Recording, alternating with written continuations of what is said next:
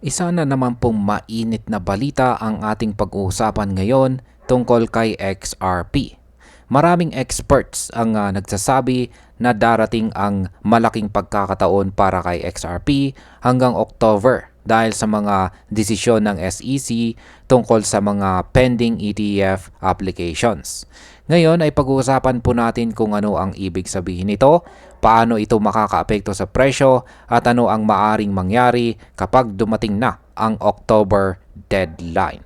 Kaya yan po ang siyang ating pag-uusapan sa video na ito. Pero bago po tayo magpatuloy ay pakibasa na lamang po muna ang disclaimer dito po sa ibaba ng ating screen. Yan, simulan po natin sa kung ano po ang dahilan kung bakit magkakaroon ng upward pressure kay XRP ngayong dito kay XRP hanggang October. Ang pangunahing dahilan ay ang desisyon po ng US Securities and Exchange Commission or SEC na i-delay muna ang kanilang ruling tungkol sa mga XRP ETF applications. Kasama po dito ang mga proposal mula kina CoinShares at saka 21 Shares. Inuurong po ng SEC ang deadline papuntang October. Ayan, may post po rito si Ginoong Zach Rector. Ayan, meron siyang 84.3k na followers. Ayan. Pinost po niya rito yung SEC, yung mula po dito sa Bank XRP at tungkol po ito sa SEC delays decisions on Truth Social's Bitcoin and Ethereum ETF along with XRP and Litecoin funds. Ayan. Kaya pag-usapan po natin kung ano yung kanyang ibig sabihin dito. Yan, ngayon ay dahil hindi na pwedeng paulit-ulit na ipagpaliban ng SEC ang mga desisyon, malinaw na October na po ang magiging cut-off point. Dito na po magkakaroon ng malinaw na direksyon ang market dahil hindi na po maiiwasan na magbigay ng final ruling ang SEC. Kaya ang possible market impact po dito ay habang papalapit po ang buwan ng October, tataas ang anticipation ng mga investors. Ang excitement at saka speculations na ito ay nagiging dahilan kung bakit magkakaroon ng upward pressure kay XRP. Kung marami pong bibili bago pa man lumabas ang desisyon, natural na tataas ang presyo. Ngayon ay ano po ang posibleng epekto kapag na-approve ang XRP ETF? Yan nga, sabi ng crypto analyst dito na si Ginoong Zach Rector, kapag na-approve po ang ETF sa October, maraming investors ang papasok dahil ito ay magiging regulated at mas pamilyar na paraan para makapasok kay XRP. Kapag nangyari ito, aasahan muna natin ang tinatawag na buy the rumor, sell the news scenario. Ibig pong sabihin, pwedeng magkaroon ng mabilis na pagbaba ng presyo sandali pagkatapos po ng announcement dahil may ibang investors na mag-take profit agad. Pero pagkatapos po ng maikling dip na yan, sinasabi ni Ginong Rector na papasok naman ang mas matibay at consistent na demand mula sa mga institutional investors na gagamit po ng ETF bilang paraan para makapasok kay XRP. Ngayon, ang possible market impact po dito ay kung tuloy-tuloy nga ang inflows papunta sa ETF, sa XRP po ay posibleng umakyat sa double digits. At kapag nangyari ito, hindi lang short-term rally ang makikita natin, kundi pwedeng maging sustained growth dahil sa bagong kapital na pumapasok. Ngayon ay ano naman po ang mababago kapag na-approve na ang mga ETF? Importante na maintindihan natin na kahit ma-approve ang ETF, hindi naman nito binabago ang mismong technology ni XRP. Pareho pa rin po ang kanyang blockchain at saka utility. Pero ang malaking pagbabago ay kung paano makakapasok ang kapital sa market. Dati kasi direct buying lang ang option ng investors. Pero sa pagpasok po ng ETF, mas magiging accessible po sa XRP sa mas malawak na grupo ng mga investors.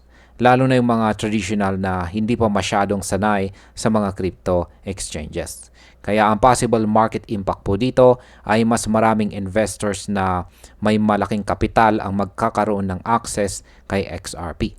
Kapag dumami po ang demand at naging consistent ito, pwedeng tuloy-tuloy na suportahan ang mataas na presyo ni XRP.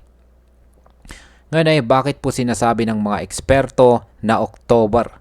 Yan, sa October ang magiging turning point. Simple lamang po. Sapagkat ang SEC ay hindi na pwedeng mag-delay pa ng kanilang desisyon. Kaya October na ang magiging final deadline.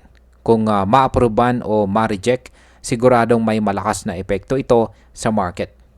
Kung ma-approve, ito ang unang pagkakataon na si XRP ay magkakaroon ng ganitong klase ng investment product.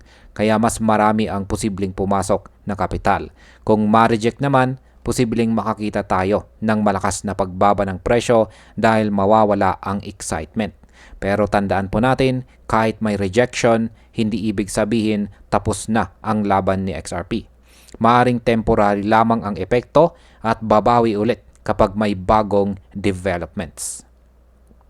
Ano naman ang masasabi ng mga eksperto tungkol sa presyo ng XRP pagkatapos ng buwan ng October? Yan, ayon po ulit kay Ginoong Rector, malaki ang posibilidad na si XRP ay makarating sa double-digit price. At kung consistent ang inflows mula sa ETF, hindi malayong mas mataas pa ang maabot nito sa susunod na mga buwan. Sabi pa niya, dapat manatiling nakatutok ang mga investors dahil ang October ay hindi simpleng buwan. Ito ay pwedeng maging simula ng panibagong yugto ng kwento ni XRP. Kaya ang possible market impact po dito ay kapag pumasok po si XRP sa double digits, natural na tataas ang interest mula sa retail at saka institutional investors. Maaari rin itong mag-trigger ng mas malawak na bullish sentiment sa buong crypto market dahil magiging simbolo ito ng adoption at mas mataas na level ng tiwala mula sa financial institutions.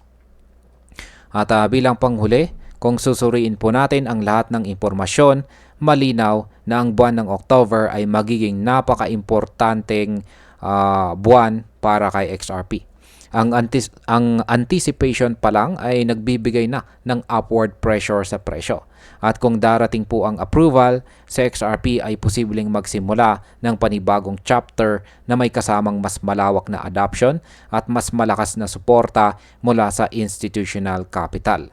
Gayunpaman, dapat nating tandaan na kahit gaano po kalakas ang posibilidad, ang market ay laging may kasamang risk. Kaya habang nakatutok po tayo kay XRP, mahalaga ring maging maingat at laging mag-research bago po pumasok sa anumang trade.